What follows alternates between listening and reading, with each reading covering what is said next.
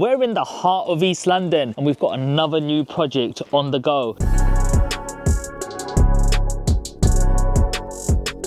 We're actually lower than the ground level here. So here, as you can see, we've used the Type-C membrane. It's like a plasticky material. Over here, we're gonna have a lovely fitted kitchen. And again, we always plan before we fit anything in. So you can see all of these marks. We've already done the ventilation for the extractor fan. We're using green plasterboard. Green plasterboard is to be used where there's a lot of moisture, and we've used a tanking system. So follow the channel and I'll see you soon.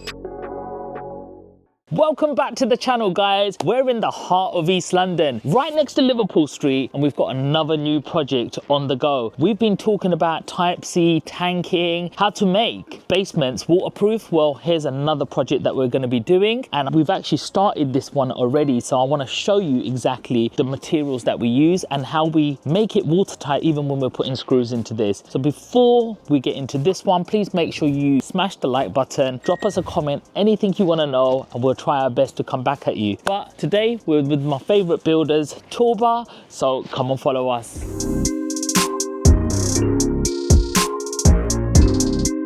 So I love this. This is a basement project. We're actually lower than the ground level here. And when you're sort of doing that on projects, guys, you've got to make sure that things like waterproofing is done properly. And the reason for that is when it rains, here's the ground level. Where does the water go? It goes down. So it will affect and start causing things like issues like damp. So if you haven't done that, that's going to run into the thousands. So make sure you do that properly. So here, as you can see, we've used the Type-C membrane. It's like a plasticky material, but no, you don't screw straight into that because it actually breaks the barrier where moisture can get into it. So you have to use these grommets right here, and then we screw straight into that. This allows any moisture that hits the wall, it ends up going down. And if you can see this right here, this is actually a channel. This channel goes around all over the flat, and it ends up going to a place out there where it can be pumped out. Any water, moisture, vapor, it will all be collected here. Maybe you might have a flood at some stage, but any water will go down this channel and be gone outside rather than rising into this place. So here where we're actually standing, guys, we're gonna actually have some cupboards over here, and this boiler is actually going to be covered with a fitted wardrobe. Over here, we're going to have a lovely fitted kitchen. And again, we always plan before we fit anything in. So you can see all of these marks, exactly where the sink's coming, where the dishwasher is going, and where the washing machine is. Over this side, we're going to have another pantry. We've already done the electrics for some sockets that will be going in here where we can put a shelf. This would be nice for a kettle, toaster. And over here, we've already done the ventilation for the extractor fan. You've got to always make sure, because otherwise you're going to be having a filter system and it's going to be very steamy in here. You've got to make sure all of that's going out. Again, needs to be planned before you even start boarding anything up.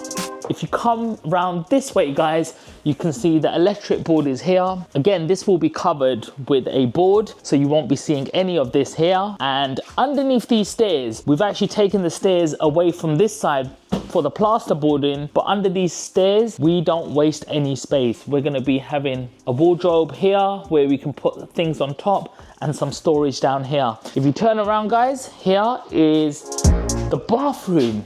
Absolutely, it's gonna look beautiful in here.